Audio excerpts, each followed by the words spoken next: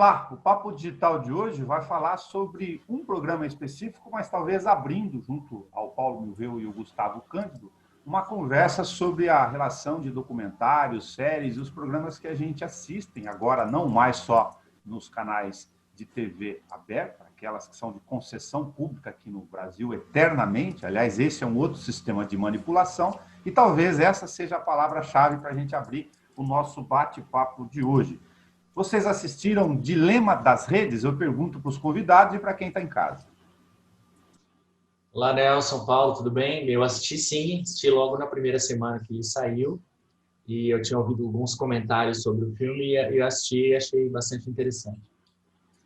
Olá, Nelson, Gustavo, assisti também e acho que vale aí uma discussão ampla sobre o documentário, porque foi assustador para muita gente, né? Isso que eu ia começar, talvez, pelo inverso. Os comentários que eu ouvi de algumas pessoas que assistiram antes da gente gravar aqui foram mais ou menos nessa direção. Nossa, eu fiquei impressionado com o que foi apresentado lá. Os comentários que vocês ouviram foi efetivamente na mesma linha ou não? Sim, foi sempre na mesma linha, sempre todo mundo muito assustado, recomendando que se assistisse, como quem descobre um segredo que precisa contar para todo mundo antes que a pessoa caia em algum tipo de buraco, de armadilha. É como se ele dissesse assim, olha, descobri que você está fazendo um negócio que é muito perigoso, preciso te contar. Então a sensação era sempre essa, de grande descoberta. Para a gente que trabalha com marketing, ele tem muito pouca novidade, né, Paulo? E assim, eu assisti, não logo no começo, eu vi, esperei, estava assistindo outras coisas, depois assisti. E assim, eu me remeto bastante, aqui há mais ou menos 10 anos atrás, eu já trabalhava com monitoramento de redes sociais, né, software, né, eu era sócio de uma empresa que tinha um software, e a gente monitorava 330 marcas no Brasil em 2010, 2011. Para monitorar 330 marcas, são as principais do Brasil, essas pessoas eram pessoas que eu monitorava, milhões de pessoas, diariamente. E monitorava o quê? Aquilo que é público. Aquilo que dentro do Facebook é público e não privado, não a sua inbox. Isso está muito claro quando você adere a uma rede social. Todos os dados que você coloca lá, a partir do momento que você insere lá, são públicos dentro da rede social. Qualquer um pode ir lá coletar, pegar na mão, colocar numa planilha. E também tem um ponto-chave. Esse conteúdo é de propriedade do Facebook a partir do momento que você publicou a foto da sua família lá, da sua filhinha, do seu filhinho, da sua mãe. Isso eu já falava 10 anos atrás.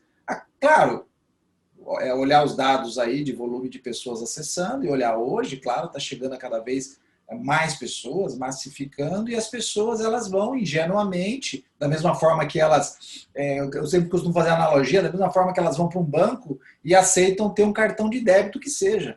Elas não lêem o contrato, elas não sabem nem a responsabilidade que elas têm. Então o ponto-chave é que nós, como bons cidadãos que não lemos as entrelinhas, adotamos tudo que chega para a gente e não sabemos o que tem por trás disso. Se o modo de comportamento, linhas gerais, é esse, para a gente entrar na questão do conteúdo do Dilema das Redes, o documentário cumpre, então, a rigor, o seu objetivo inicial, que é trazer um mecanismo aqui de edição. A gente estava falando muito de cinema, usar as sonoridades, a trilha sonora, toda aquela ambientação de criar um pouco de pânico, não sei se a palavra ideal é essa, para criar uma apreensão inicial em quem vai assistir. Com certeza sim, né? Ele é um documentário que ele usa bastante da técnica cinematográfica, inclusive ele cria uma dramatização, né? Quando ele coloca uma família de ficção ali, né? Que tem um pai, uma mãe, irmãos, você vê que os irmãos eles são em faixas diferentes de idade e eles têm comportamentos diferentes. Tem uma irmã mais velha que é mais cética, mais responsável em relação ao uso da internet, e ela diz isso no vídeo. Ela diz, eu estou online, mas eu estou ciente do que eu estou fazendo. Aí você tem um irmão que fica o tempo todo no celular, e você tem uma mais nova, que também fica ali muito dependente da rede social, inclusive ela posta e fica esperando a reação dos amigos e tal. Então você tem essa dramatização em torno dessa família para exemplificar o que a tese do documentário, que é você está sendo manipulado pela rede social. Ao longo do filme, então você vai ter esses dados, né? Ele vai mesclando isso com os depoimentos de pessoas que trabalham na indústria, trabalharam no Google, trabalharam no Facebook, trabalharam no Twitter, alguns escritores, alguns pesquisadores, todas pessoas realmente renomadas, com experiência, não é um qualquer, não são quaisquer, e vai mesclando esses dados, né, essas informações dessas pessoas com essa dramatização. Então, ele cumpre ali um papel, ele cria uma trama que ele realmente te leva por aquilo para você realmente acreditar nessa teoria do documentário. Só que o problema é que há uma narrativa ali que leva só para um lado, que é um lado ruim de todas essas redes sociais, né? Em nenhum momento ali fala de lados positivos. Fala bem rapidamente de aproximação de avós, de pais, tudo mais, mas não é a construção da narrativa. A narrativa é de que é algo negativo. E eles buscam bem nessa construção de narrativa trazer pessoas dizendo que elas são a autoridade sobre o assunto, porque é o cara que criou o modelo de monetização do Facebook lá no começo. Claro que tem milhares de pessoas que criaram milhares de coisas, né, diferentes, e ali a narrativa leva só para esse lado que eu acho, na minha opinião, muito tecnofóbico, né, porque coloca a tecnologia como algo muito ruim. E se você for ver aspectos sobre a tecnologia, isso já existe há muito tempo. Eu me lembro que em 2005, 2006, eu escrevi um artigo chamado Os Órfãos do Orkut, naquela rede social primeira lá, que era nada mais do que, se você não cuida dos seus filhos, se você não dá atenção para os seus filhos, se você não educa seus filhos em casa, e eles vão, na época, né, hoje já devem ser adultos, para o Orkut, o que ele lê, o que ele acompanha, o que ele recebe de mensagem dentro do Orkut, vai educar o seu filho. Ele está órfão, né? Porque ele vai ser educado ali pelo que está ali. Mas isso já acontecia, e eu colocava no artigo, através da televisão. Os pais já deixavam seus filhos recebendo só mensagem da televisão, com a narrativa da televisão, com os atores e atrizes da televisão, com os personagens e os programas da televisão. Então, o problema, muitas vezes, não está na tecnologia em si, porque a televisão trouxe um grande benefício, traz a informação, não está na tecnologia em si, mas está no próprio ser humano, que tem que se adaptar a toda essa situação e se preparar para se educar para a utilização das redes sociais ou de qualquer tecnologia, né? O documentário traz muito, nessa construção dessa narrativa que vocês comentam, talvez uma palavra inicial-chave, mais de uma, que se chama manipulação. Toda a construção de conteúdo, através de documentários, séries, programas televisivos que vocês estão fazendo, eles têm isso em algum nível, em algum grau, embutidos. Nesse talvez esteja muito mais dirigido, direcionado. Sobre o conceito de manipulação, do ponto de vista das redes, que é colocado em cada uma dessas plataformas para essas pessoas que passaram por lá. Que sensação vocês têm sobre esses conteúdos? Especificamente, o filme ou o conteúdo do modo geral, a rede de um modo geral? A gente pode abrir as duas vertentes, talvez. Uma é se, talvez, a pergunta mais apreensiva, eu vou falar da minha primeira visão, então, que eu falei que assisti 2 vezes, na segunda eu já assisti mais preparado. Mas eu confessei aqui, regra geral, que no primeiro impacto o documentário conseguiu me trazer a ideia, olha, estou sendo manipulado. Não que em algum grau eu não soubesse, né? Mas se você colocar isso do ponto de vista de massa, de consumo de informação, de relação com a tecnologia, as pessoas não dão atenção, talvez, necessária tanto a isso por serem desavisados ou não, né? Mas o fato é que a palavra manipulação acaba vindo de forma latente ao assistir o documentário. Tá, eu acho assim, Nelson, que até pegando uma carona no que o Paulo estava dizendo, primeiro que eu acho que existe uma tendência a sempre culpar a tecnologia, vamos chamar de tecnologia, também quando a gente fala tecnologia, vamos pensar aqui numa... não estou falando exatamente do eletrônico, não estou falando do século XXI, da internet e tudo mais. Se a gente vai citar, Paulo citou a televisão, que já é a grande culpada do século XX, que era a grande culpada do século XX.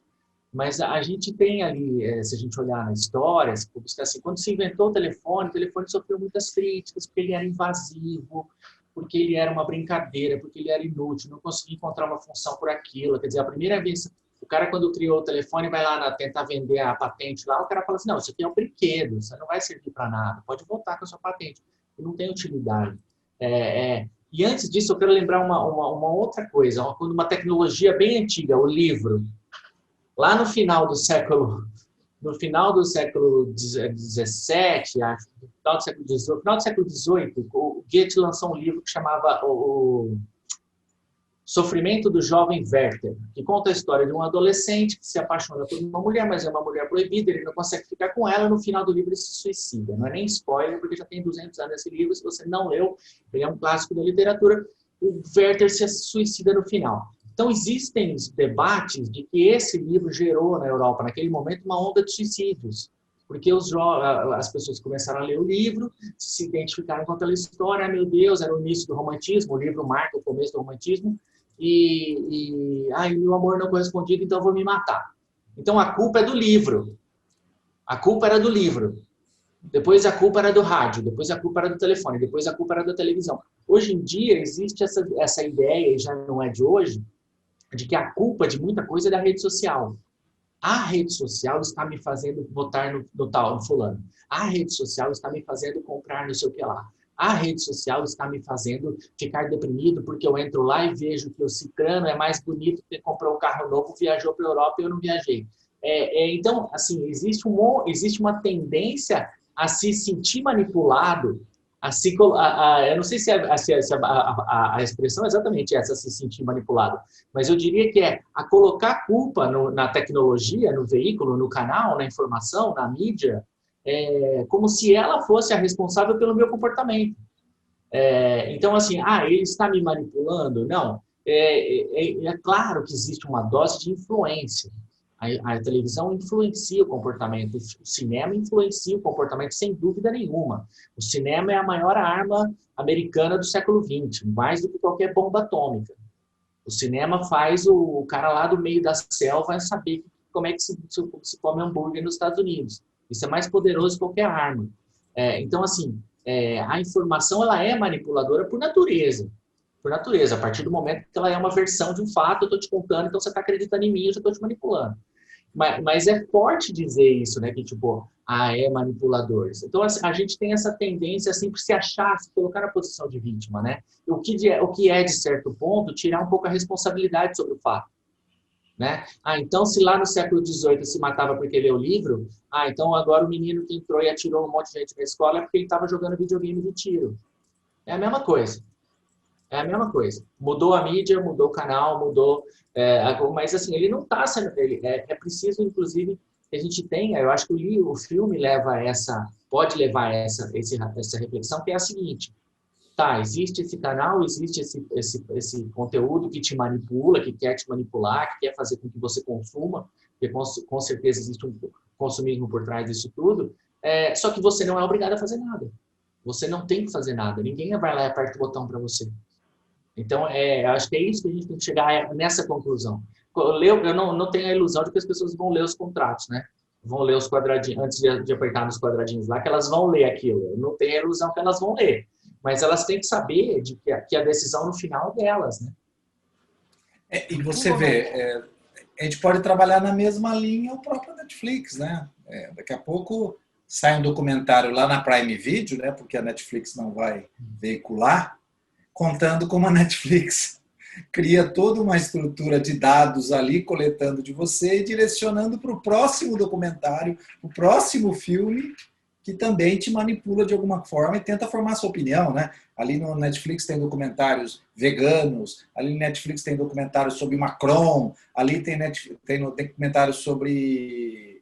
Até aquele documentário brasileiro sobre o Lula, sobre a Dilma, sobre... Então, se você for pegar, o próximo documentário daqui a pouco vai ser sobre talvez Bolsonaro.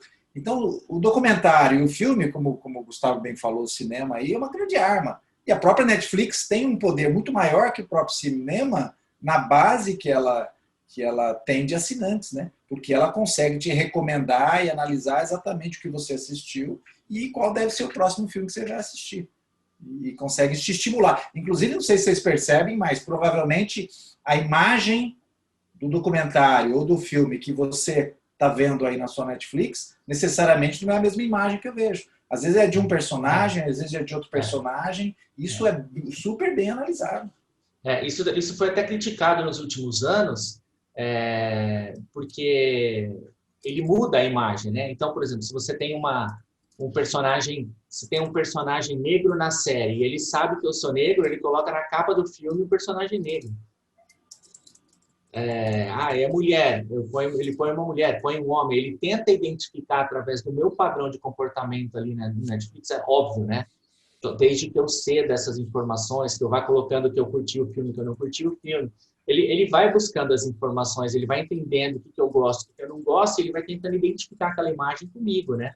Então, com certeza, quando a gente entra o Netflix, ele tem aqueles perfis, né? Então, por exemplo, aqui em casa eu tenho o meu perfil, a Karina tem o perfil dela, a Ana Laura tem o perfil dela e tal. É a mesma conta com 3 perfis diferentes. É a mesma conta. Se eu entrar pelo perfil da Karina, a sugestão de filmes é um. Se eu entrar pelo perfil da Ana Laura, a sugestão de filmes é outro. Se eu entrar pelo meu perfil, a sugestão de filmes é outra. E as capinhas dos filmes também são diferentes. Então, na verdade, ele vai fazendo, ele vai entendendo quem que é o usuário do outro lado. E assim é com todas as redes sociais, né? Então, se eu tenho modelos matemáticos nessas redes sociais que me direcionam a sugestões de consumo, porque eles acabam passando a entender esses modelos matemáticos, o que eu mais gosto, o que eu aprecio, eu não tenho que desmistificar um pouco, sem ser poliânico aqui, mas essa ideia de manipulação, mas como sugestão, na verdade, daquilo que eu já sou. Bastante filosófico, hein? Eu acho que sim, Na verdade, isso é bem maduro, se você olhar dessa maneira, né? É bem maduro, porque, na verdade, ele está refletindo, com certeza, ele busca refletir, ele não vai te sugerir algo que você seja totalmente avesso. E aí a gente vai entrar num outro ponto, que é a tal da história da bolha, que é um outro mito, que é um mito que existe. Eu não acredito na ideia da bolha, não é que eu não acredito que não exista, eu acredito que nós sempre vivemos em bolhas. Nós sempre vivemos em bolhas, desde sempre. Na bolha do futebol, na bolha do time que eu torço, na bolha da igreja, na bolha da família, na bolha da galera que senta no fundo da sala, na bolha da galera que sai junto no fim de semana. Então você acredita em bolha, né? Eu acredito na bolha, eu não acredito que ela seja algo novo e que ela seja algo nocivo. Eu acho absurdo falar que ela é nociva. É do tipo, como se hoje eu fosse obrigado ao tempo todo estar interagindo com outras pessoas que pensam totalmente diferente e o tempo todo eu tenho que ficar trocando ideias. É claro que a troca de ideias é saudável, mas essa troca de ideias ela acontece de forma natural. Eu não sou obrigado a viver em 200 outras bolhas para entender como o outro pensa. Porque naturalmente nós sempre fizemos isso de forma natural. Né? Eu vivo na minha bolha. Quando eu saio um pouquinho e converso com você, eu entro na sua. E a gente vai trocando ideias, isso é natural. Então, mas hoje em dia existe essa ideia de que você não pode ficar na bolha.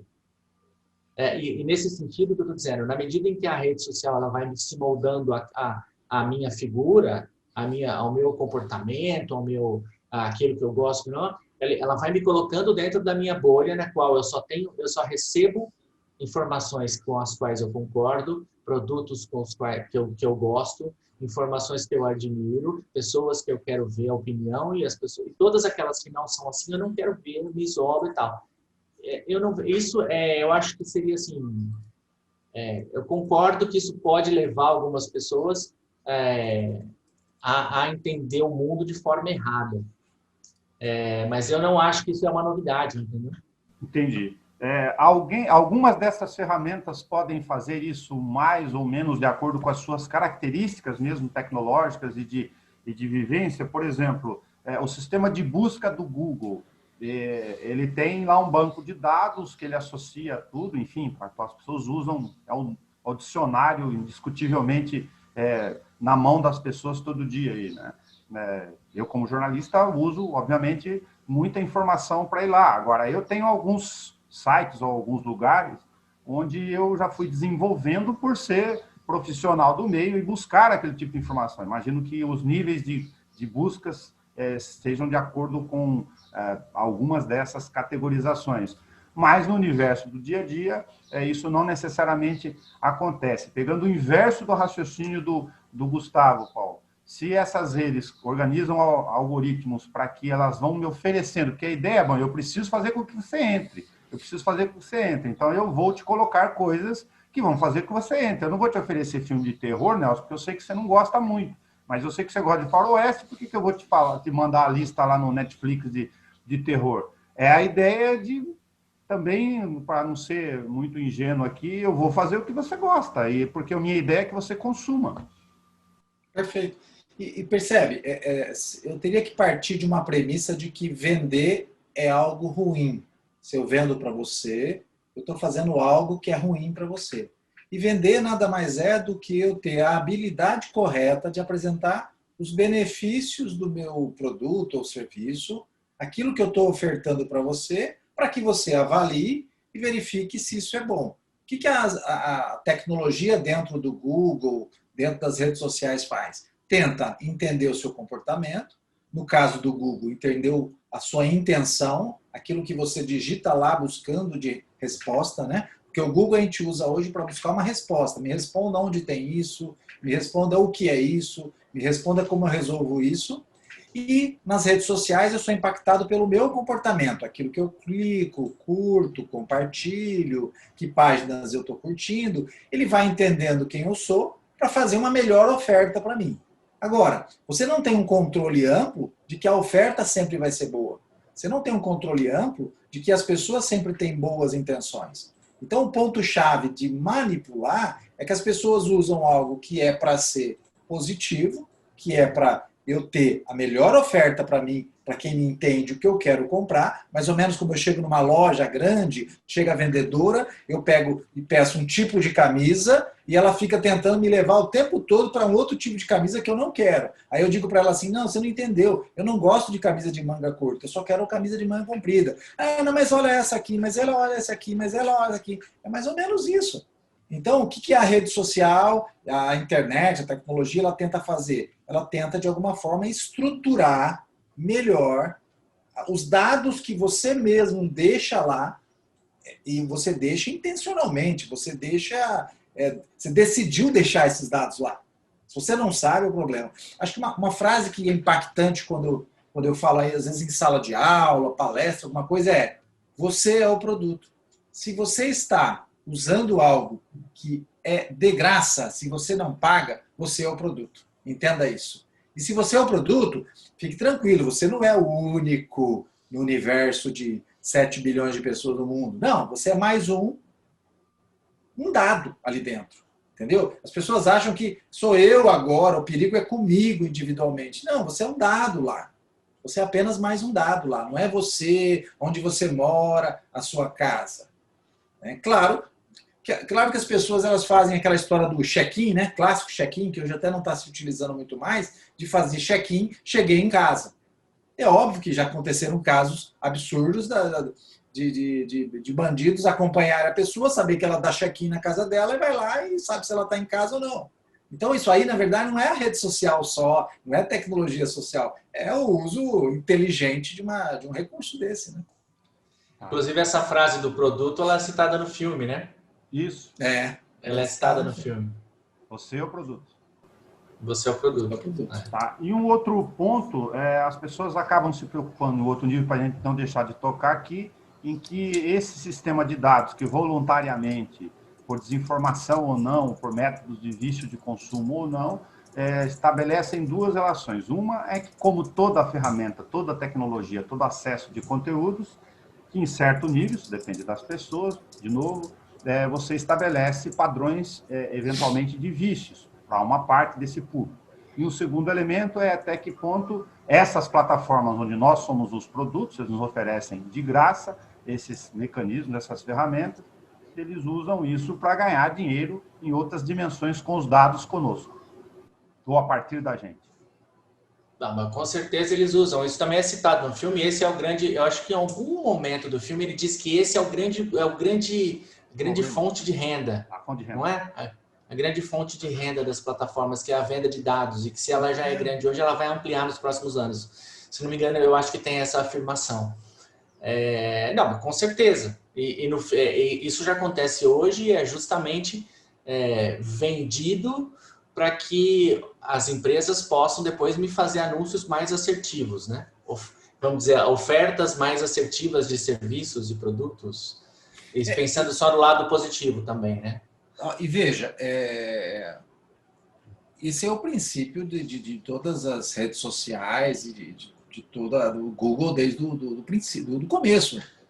Eles vão coletando dados, por isso que é oferecido gratuito, ninguém nunca pagou para usar o Google, né? E é uma baita ferramenta que, se de repente ela acabasse, a gente até estaria disposto de alguma forma a pagar, porque, nossa, o quanto ela nos resolve no dia a dia. Então ela é gratuito, né? Não se paga nada. Ela coleta seus dados, em tese são dados anônimos, né? Ela não sabe que é, às vezes, o Nelson, ou Gustavo, ou Paulo, mas elas podem ser dados identificáveis se você está lá no seu Gmail conectado. Muitas vezes a pessoa não percebe, está com o seu Gmail conectado, navega, ele vai te dar uma informação mais detalhada, porque ele sabe mais quem é você.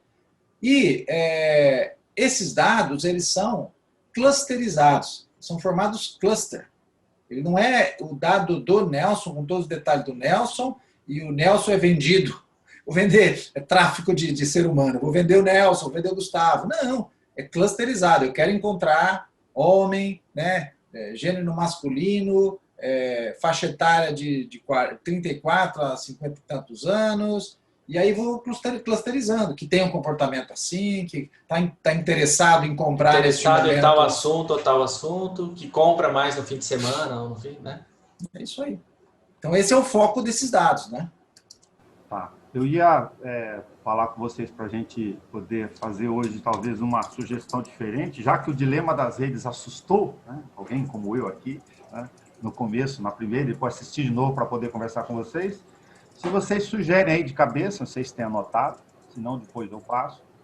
Olha, assistam o dilema das redes para poder associar com o nosso bate-papo, tirar suas próprias conclusões, claro, mas assista também uma outra sugestão.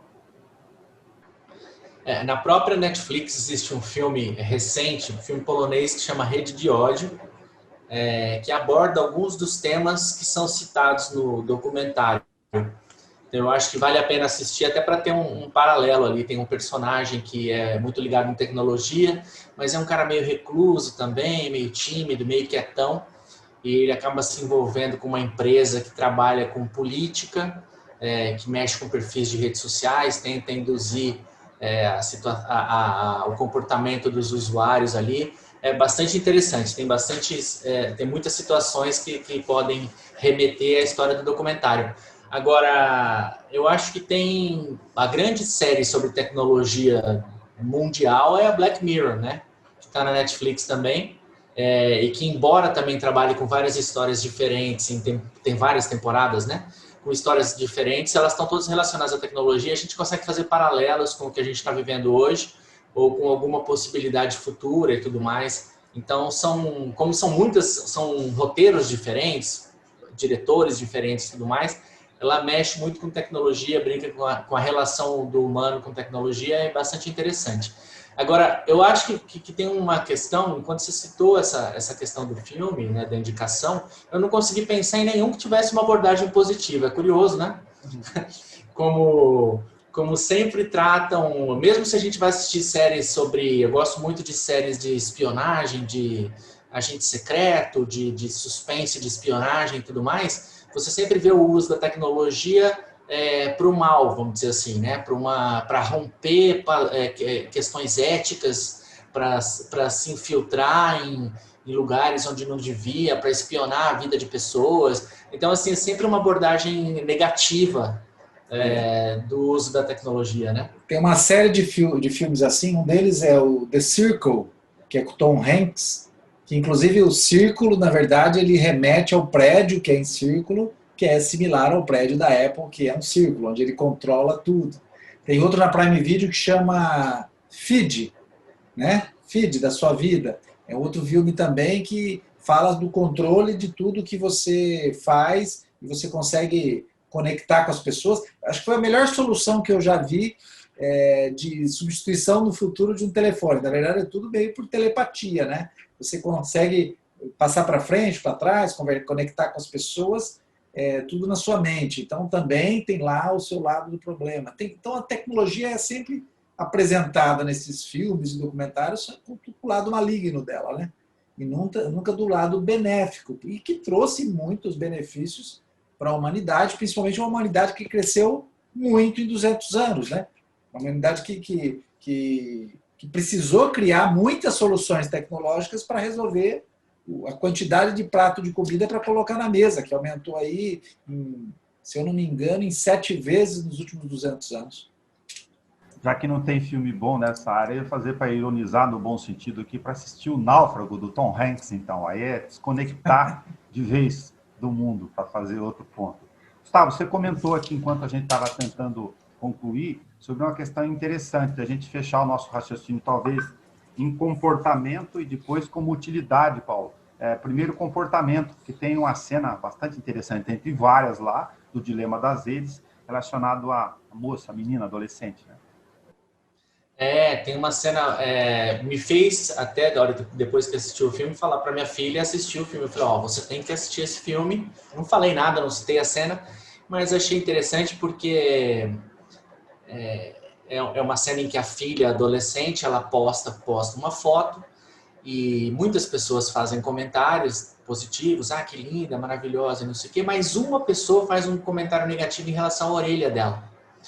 E na cena seguinte, ela começa a se incomodar com a orelha, ela põe o cabelo na frente, ela começa a olhar aquela foto de outra maneira. Então, assim, ela basicamente ignora todos os comentários positivos, e é uma menina muito bonitinha e tudo mais, é um detalhe, né?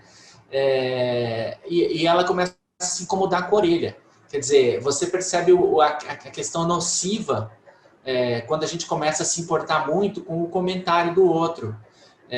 Com a opinião do outro, em relação, mesmo que tenha 1000 elogios, aquela crítica é a que incomoda. Então, assim, o problema é claro que não está na tecnologia, mas está na maneira como a gente encara tudo isso. E realmente estamos falando para adolescentes, é um ser humano em formação ainda, quer dizer, tem uma questão de maturidade para entender também que muitas vezes, óbvio que o elogio rasgado, ele é exagerado, ele também não deve ser considerado, assim como a crítica também não deve ser considerada. Mas isso requer maturidade, né? Mas é importante a gente pensar em assistir dessa maneira e depois perceber os nossos comportamentos em redes sociais para perceber o quanto a gente cai um pouco nessa armadilha de ficar olhando a reação do outro como se ela fosse direta para a gente ou não.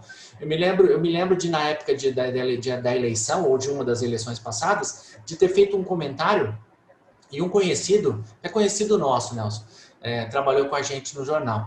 Ele me chamou no inbox do Facebook e falou assim, olha, eu fiz aquele comentário, mas não foi nada pessoal e tudo mais. Quer dizer, ele entendeu que eu tinha postado para ele.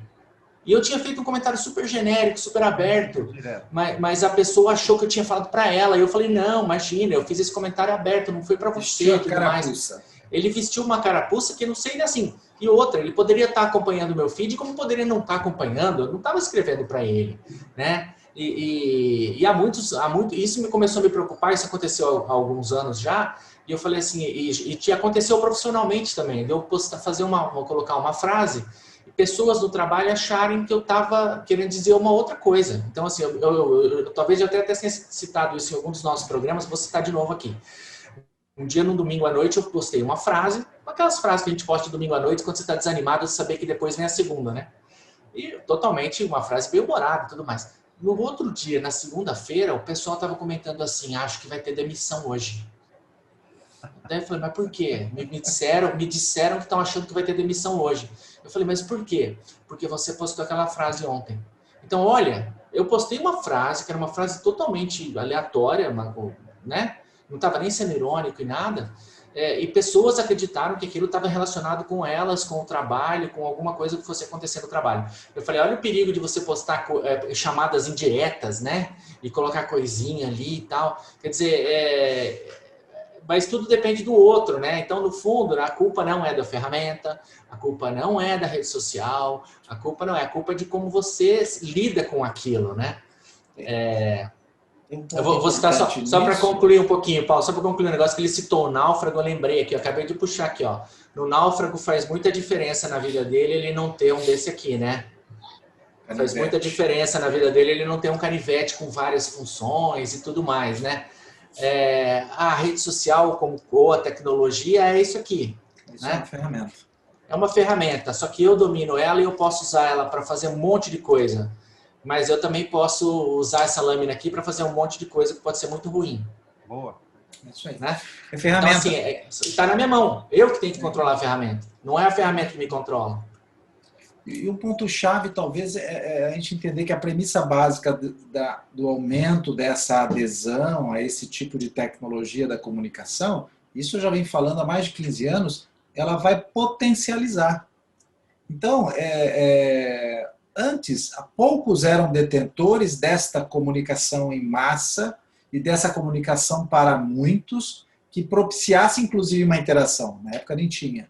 A partir do momento que mais pessoas aderem a isso e passam a ter uma ferramenta de alto poder de disseminação de uma informação, é óbvio que as pessoas necessariamente elas não têm ou a habilidade ou elas não têm a maturidade para utilizar bem essa ferramenta de comunicação que permite entregar uma informação, às vezes, em escala, porque ela vai sendo redistribuída, né? Recompartilhada. Então, é com isso que nós estamos lidando nesses últimos 25 para 26 anos de internet no Brasil, que é o amadurecimento dessa geração, que é uma geração totalmente digital, junto com uma geração que migrou do analógico para o digital, também utilizando e muitas vezes não sabendo o que está fazendo. Eu acho que tem muito mais pessoas bem intencionadas usando mal do que pessoas mal intencionadas. Exatamente, perfeito. É curioso como eu gosto de dizer que a gente ainda não sabe usar a internet. E estava pensando muito sobre isso, até porque a gente ia gravar esse programa, e eu estava pensando, será que as pessoas ainda sabem como usar televisão? E eu estava refletindo sozinho, eu pensei assim, a televisão está fazendo 70 anos no Brasil, um pouco mais que isso da invenção da televisão, né? Eu falei, as pessoas elas não aprenderam a usar a televisão até hoje. A televisão ela oferecia vários canais. Depois ela oferecia o cabo, depois ela oferecia a possibilidade de você conectar um videogame, de você conectar um VHS, de um DVD ao Blu-ray, depois conectar a internet, enfim. Ela oferece inúmeras possibilidades para que você possa fazer a sua programação, para que você possa ver todas as opções de canais que você tem e você possa escolher que programa você quer assistir, que hora, que você possa gravar o seu programa, assistir na hora que você deseja. Tudo aquilo que a gente faz hoje no YouTube, a televisão você já podia fazer de alguma forma na televisão há algum tempo. Agora eu pergunto, as pessoas fazem isso? Não, as pessoas elas escolhem um canal para assistir e elas são basicamente doutrinadas por esse canal. Né? Ela assiste a novela no horário tal, ela assiste o jornal no horário tal, ela assiste o programa feminino de manhã, ela assiste, se você perguntar qual que é o horário do jogo, a resposta vai ser depois da novela. Elas foram doutrinadas pela programação da televisão, de 1 ou 2 canais, e durante 50 anos elas viveram dessa maneira e continuam vivendo dessa maneira. E não aproveitaram toda a tecnologia disponível ali. É curioso, é muito curioso isso. Legal. Para a gente fechar o nosso raciocínio aqui com a questão de utilidade, com as sugestões que vocês deram, eu vou entrar na minha praia e sugerir que quem estiver muito assustado com o dilema das redes, assista de novo, mas se ainda continuar assustado, respira um chazinho de camomila, né, para não ser influenciado diretamente pelo consumo aí, direto da formação, mas houve Remote Control do Belchior, e outras gravaram aí, que é a questão do domínio das ferramentas que vocês comentaram pelo sonoro. Aí. É isso aí. Eu acho importante sempre frisar que a pessoa lembrar que ela que controla a ferramenta, ela não é obrigada a nada. Inclusive, algo que a gente comentava também aqui antes de começar a gravar, né, Nelson? Eu não sou obrigado a seguir o comportamento que todo mundo segue. Simplesmente porque eu tenho também essa possibilidade. Né? A gente citava sobre a questão das notificações, do próprio uso de todas as redes sociais. Escolha usar aquelas que são boas para você. Escolha usar aquelas que são úteis e que trazem boas energias, né? Energias no sentido de você não vai ficar irritado, você não vai brigar, você não vai ficar... Se você está vendo alguma coisa que você não gosta, para de ver. Você não é obrigado a seguir ninguém, você não é obrigado a comprar nada, se aquela mensagem está te incomodando, você bloqueia aquela mensagem. Eu acho que é preciso eu acho redes sociais, uma coisa muito importante que a gente não falou, que é importante, no filme, um personagem ali, é um escritor, eu não lembro o nome dele agora, o cara que tem o Dreadlocks, é um escritor ele tem um livro escrito e tal, ele diz assim, sai agora das redes sociais. É importante a gente dizer assim, é importante que nós não vamos mais viver sem as redes sociais como a gente conhece elas hoje. Elas vão evoluir para alguma outra coisa, mas nós não vamos mais viver sem. Então não é uma opção, isso não é opcional. Olha, eu vou viver sem as redes sociais e ok. Você pode até viver sem, só que você vai ficar isolado em muitos aspectos. Até do consumo de informação. Então é melhor a gente entender como elas funcionam e usar de forma saudável do que achar que são um grande mal. Legal. Tudo certo, Paulo? É isso aí. Acho que fechamos com chave de ouro. Muito bom. Fiquem nas redes sociais. Legal. Eu vou só lembrar as pessoas que estão nos acompanhando. Curte e compartilhe. Curte e compartilhe. Boa. Lembrar quem está nos acompanhando pelo Papo Digital há bastante tempo, que todos os outros programas estão lá na página da TV Cama no YouTube, para induzir você a procurar no YouTube. Clique em vídeos no YouTube, brincando sobre as opções de comportamento de conteúdo. A gente falou de um monte de coisa lá, né? De e-commerce, enfim, de etiqueta virtual, de uso inadequado, de tecnologia, de novas opções. Está tudo lá para que você possa digitar, inclusive na série da playlist Papo Digital. Obrigado. Vocês continuem nas redes sociais acompanhando, escolha seus comportamentos, entre no Facebook, vê primeiro, faz a listinha lá, para que você vá fazendo o seu próprio modo de escolha do equipamento e usar ela a seu bem. Não é isso? É isso aí. Isso aí, perfeito. Fiquem bem e até o nosso próximo encontro. Até mais.